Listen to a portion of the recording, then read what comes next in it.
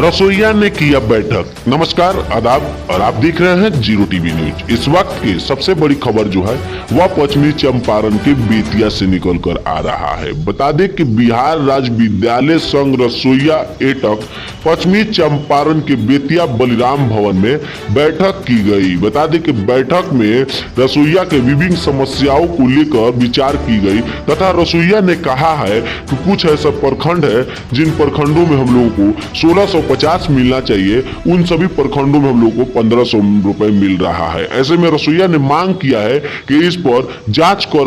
इसको सुधार किया जाए। विद्यालय रसोइया संघ जो एटक से संबद्ध है उसकी जिला स्तरीय बैठक आज हम लोग कर रहे हैं और इस बैठक के माध्यम से सबसे पहले तो हम लोग इस बात का विरोध कर रहे हैं कि अभी बिहार सरकार के शिक्षा मंत्री ने भारत सरकार के शिक्षा मंत्री को एक प्रस्ताव भेजा है, जिस प्रस्ताव में उन्होंने लिखा है कि मध्याह्न भोजन का काम जो है वह शिक्षकों से हटा करके निजी एजेंसियों के जिम्मे सौंपा जाए। यदि मध्याह्न भोजन का काम निजी एजेंसियों के जिम्मे सौंपा जाता है तो उसकी गुणवत्ता भी समाप्त हो जाएगी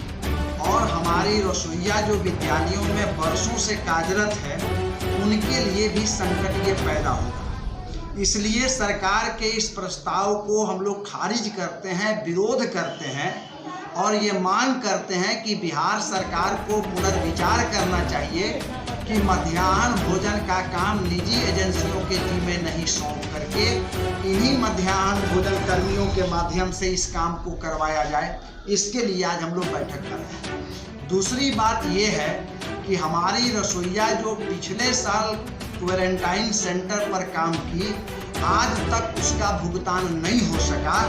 और बार बार हम लोग मांग करते रहे,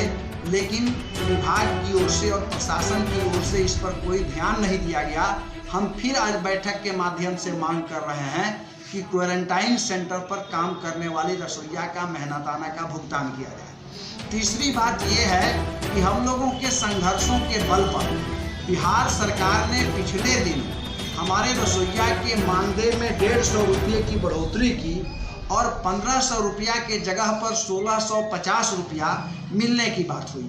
अप्रैल 2021 से इसको लागू किया गया। अप्रैल और मई का 1650 रुपया हमारे रसोइया को भुगतान हुआ, लेकिन कई ब्लॉक ऐसे हैं, जैसे आपको जोगापट्टी से ये शिकायत मिल रही है, लौरिया से ये शिकायत मिल रही है कि वहाँ के रसोइया को 1500 ही रुपया भी मिल रहा है, 1650 रुपया नहीं मिल रहा है। हम लोग मध्याह्न भोजन के जो जिला के अधिकारी हैं उनसे हम लोग मांग करते हैं कि इसकी जांच करवाई जानी चाहिए और जहाँ भी हमारी रसोइया को 1500 रुपया मिल रहा है अविलंब वहाँ 1650 रुपये का भुगतान हमारी रसोइया को करवाने का प्रयास करना चाहिए। आज के बैठक में हम लोग इस बात को भी लेकर के चर्चा कर रहे हैं कि आगामी 9 अगस्त को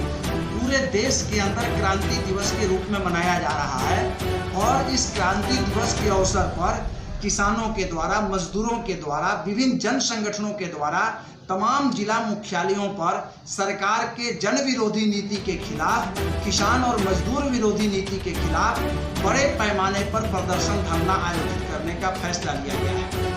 अब ये भारत की जो सरकार है, यह सरकार श्रम कानूनों में बड़े पैमाने पर हेराफेरी कर रही है। जो 44 श्रम कानून पहले बने हुए थे उसको निरस्त कर दिया गया है। उसके बदले में 4 लेबर कोड श्रम संहिता सरकार लागू कर रही है, जिससे हमारे श्रमिकों के सारे लोकतांत्रिक अधिकार समाप्त होने के कगार पर हैं। वो हड़ताल नहीं कर सकते हैं, वो अपनी मांग को नहीं रख सकते हैं, वो अपने हक के लिए सड़कों पर उतर के लड़ नहीं सकते हैं। इसके खिलाफ में 9 अगस्त को पूरे देश के अंदर तमाम ट्रेड यूनियनों ने जिला मुख्यालयों पर प्रदर्शन करने का फैसला लिया है और उन किसानों के समर्थन में भी, जो किसान पिछले 8 माह से आंदोलन कर रहे हैं और सरकार उनके लिए जो काला कृषि कानून लाई है उसे वापस नहीं कर रही है, उसकी वापसी के लिए वो किसान आंदोलन में डटे हुए हैं। उन किसानों के समर्थन में, मजदूरों के हितों की रक्षा के लिए और देश के जो सार्वजनिक उपक्रम बड़े पैमाने पर औने पौने भाव में बेचे जा रहे हैं,